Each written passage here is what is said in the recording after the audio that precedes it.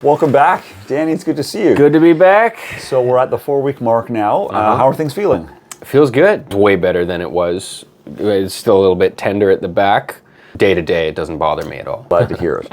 And you had sent me some pictures of the little crust and the hair coming off. That looks perfectly normal. Obviously, as we talked about, the hair shafts come out. It took 2-3 weeks for your crust to come off. So 3.5 weeks for them to all come out. The graft sites look like they're doing really well, and everything is sealed up really nicely on the backside. So now that we're at 4 weeks, you're back to normal activities. So swimming, sauna, full gym exercise is all. How is sleep? Sleep's fine. Yeah, sleep's good. Good.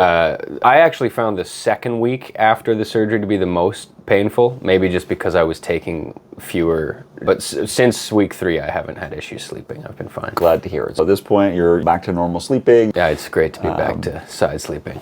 Okay, let's talk about what comes next. First off, you're okay to get back to your Rogaine treatments now. And the finasteride, that you can continue. As far as shampoo and hair treatments, you can get back to normal as well. You're okay to use I've been using the baby shampoo. I might keep using it. So that sounds just fine. But dandruff shampoo or whatever treatments is okay.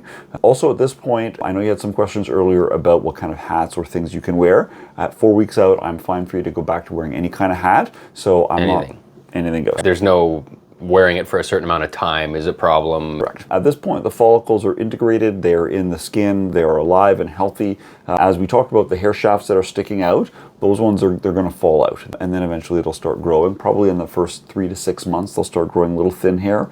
6 to 12 months is when you're going to really start seeing some thick hair coming out. So it'll be a nice gradual transition from thin in hair to thick adult hair. Okay. Do you have any other questions for me for now? Direct sunlight. I'm still avoiding direct sunlight. But you're going to want to make sure you put some sunscreen up there if you're going to be without a hat, because of course sun damage does still get through hair. So you know, some kind of cover up, especially in the areas where there's some thinning. So the only other thing that you could consider moving forward as far as a little extra juice to get the hair follicles growing is PRP. PRP is platelet-rich plasma. PRP is sort of a way that we concentrate growth factors out of your blood and then inject it into the area where we've done the grafts. And that can help stimulate them, grow a little faster, a little thicker. So it gives us a bit better hair growth. It's an add-on on top of all the things you're doing already.